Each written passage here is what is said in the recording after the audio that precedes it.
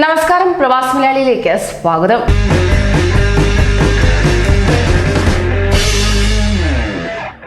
കേരളത്തിൽ ഇന്നലെ ഇരട്ട ദുരന്തമാണ് നേരിടേണ്ടി വന്നത്.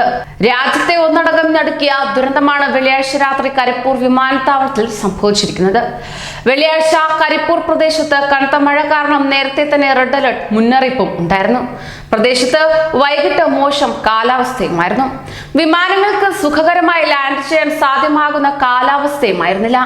എന്നിട്ടും ഇതെങ്ങനെ സംഭവിച്ചു? ദുബായിൽ നിന്ന് ഇന്ത്യൻ സമയം 2:14 ടേക്ക് ഓഫ് ചെയ്ത വിമാനം വൈകിട്ട് 7:40 കരിപ്പൂരിൽ എത്തിച്ചേർന്നത്.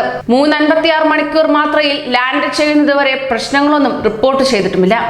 എന്നാൽ ലാൻഡിംഗ് സമയത്തെ മോശം കാലാവസ്ഥ അപകടത്തിലേക്ക് നയിക്കുകയായിരുന്നു.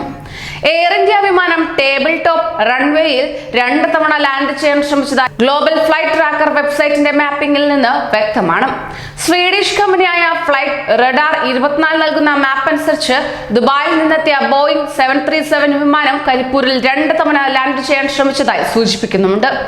മോശം കാലാവസ്ഥയെ തുടർന്ന് ആദ്യ ലാൻഡിംഗ് പരാജയപ്പെട്ടതോടെയാണ് രണ്ടാം ശ്രമമെന്നാണ് പ്രാഥമിക നിഗമനം. എന്നാൽ രണ്ടാമത്തെ ലാൻഡിംഗ് ശ്രമത്തിൽ വിമാനത്തിന്റെ ചക്രങ്ങൾ ലോക്കായതായും സ്ഥിരീകരിക്കാത്ത റിപ്പോർട്ടുകളുണ്ട്. ആദ്യ ലാൻഡിംഗ് പരാജയപ്പെട്ടാൽ 2 പ്രാവശ്യം കൂടി ശ്രമിക്കും. ഇതാണ് എയർ ഇന്ത്യ എക്സ്പ്രസിന്റെ ചട്ടങ്ങളിൽ പറയുന്നത്. 3-ാം തവണത്തെ ലാൻഡിംഗും പരാജയപ്പെട്ടാൽ അടുത്തുള്ള അല്ലെങ്കിൽ നിർദ്ദേശം ലഭിക്കുന്നത് പ്രകാരം വിമാനം തിരിച്ചുവിടണമെന്നാണ് ചട്ടം. ഇതാണ് റഡാർ മാപ്പ് പ്രകാരം ലഭ്യമാകുന്ന വിവരം. കൂടുതൽ പ്രവാസി വാർത്തകൾക്കായി ഈ ചാനൽ സബ്സ്ക്രൈബ് ചെയ്യൂ.